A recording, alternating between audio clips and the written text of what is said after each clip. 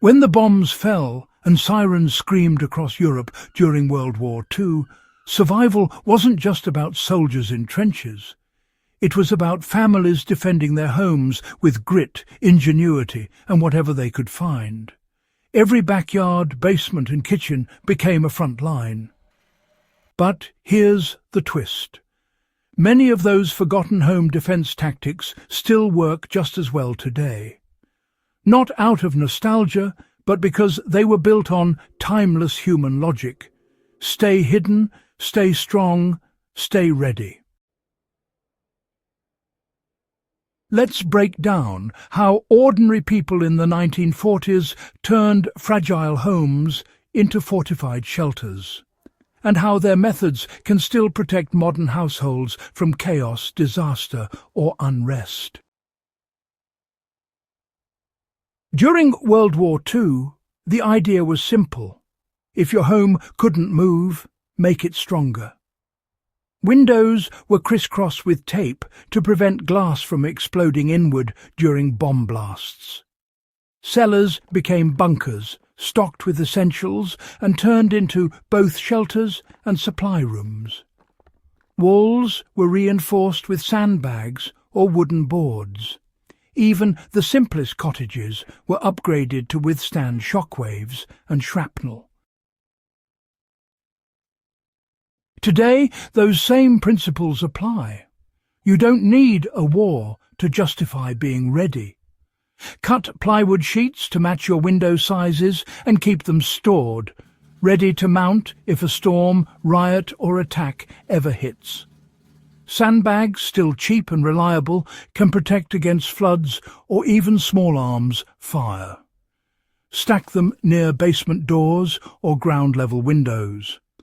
A few hours of preparation can buy you peace of mind when things turn unpredictable. The lesson remains unchanged. Your home isn't just shelter.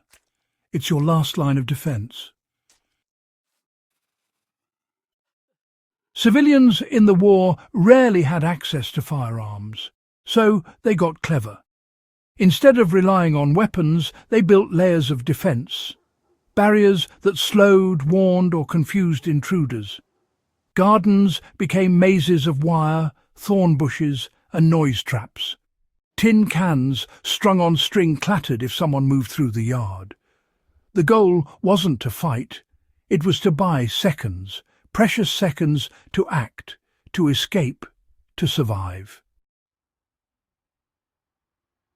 For the modern homesteader or suburban homeowner, this wisdom is gold. Thorny bushes under windows can do the same job today. Gravel paths crunch loudly when stepped on, giving away movement in the dark. Motion lights and small cameras now replace hang-in tin cans, but the principle is identical. Make sure you hear trouble before it reaches your door. Every second counts, and layered defense ensures that no one approaches unseen or unheard. If there's one thing the war proved, it's that no household stands alone. Back then, neighbourhoods formed watch systems that went far beyond spotting aircraft. People rotated night shifts, checked on the elderly, and set up silent alarm codes, a flickering lamp, a rhythmic knock, or even a whistle pattern. That spirit of community defence is something we've lost, and honestly desperately need to bring back. In modern terms, this could mean setting up a small trusted network of neighbours who share alerts through walkie-talkies, secure group chats, or even simple agreed signals. Think about it. A flashlight flicker or a coded radio phrase can still communicate danger quietly and instantly. Defence shared is defence strengthened. No single family can monitor everything, but together a community can cover every angle. Just like they did in the blacked-out streets of 1940s Britain. Not every victory in wartime came from confrontation. Sometimes it came from being invisible. During occupation, many families disguised their homes to look abandoned. Curtains stayed drawn, gardens grew wild, and signs of value disappeared. Inside, valuables were hidden under floorboards or buried in gardens. To survive, you had to look like you had nothing worth taking. Today, that mindset is as relevant as ever. In an age where people share every shiny gadget or survival stash online, the smartest move might be to not stand out. Don't advertise wealth or preparedness. Keep generators quiet and out of sight. Store supplies in areas that don't attract attention.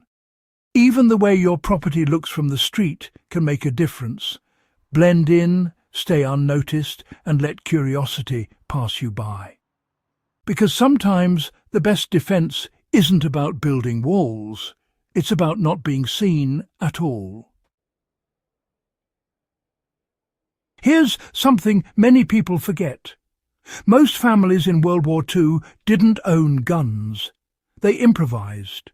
A shovel by the door, a heavy walking stick, boiling water on the stove. These weren't signs of desperation, but deterrents. The mindset was clear. Make an intruder hesitate. Confusion, noise, delay. That's what bought families time. For today's world, deterrence still wins over direct confrontation. Strengthen your doors with longer screws and reinforce strike plates. Install solid locks and deadbolts. Keep a flashlight and simple defensive tools nearby.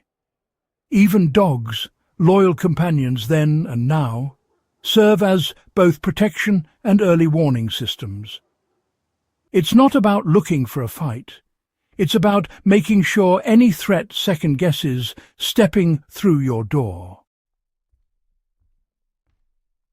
This might be the most powerful lesson of all.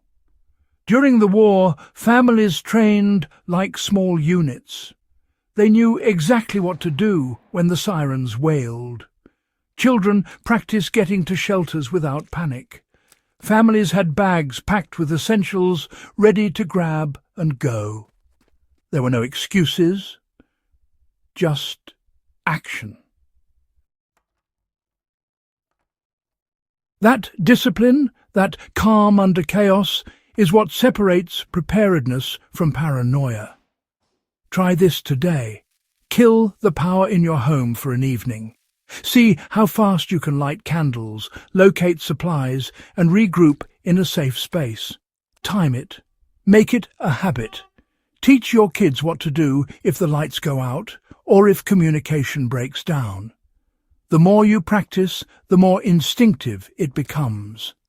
Because readiness isn't gear, it's muscle memory. The forgotten home defense tactics of World War II weren't about fear, they were about empowerment. Ordinary people turned simple homes into strongholds of survival using resourcefulness, coordination, and discipline. And while technology has changed, human vulnerability hasn't. Whether it's a natural disaster, civil unrest, or a prolonged blackout, the principles that protected families in the 1940s still hold the line today. Reinforce your home. Build layers of awareness. Trust your neighbours. Stay discreet. Practice discipline. Those lessons are older than modern warfare, and they still save lives. So, if you found this dive into wartime defence as eye-opening as we think it is, don't just walk away. Subscribe to HistoryHQ, share this video with your fellow history buffs, and help bring these forgotten lessons back into the light before we need them again.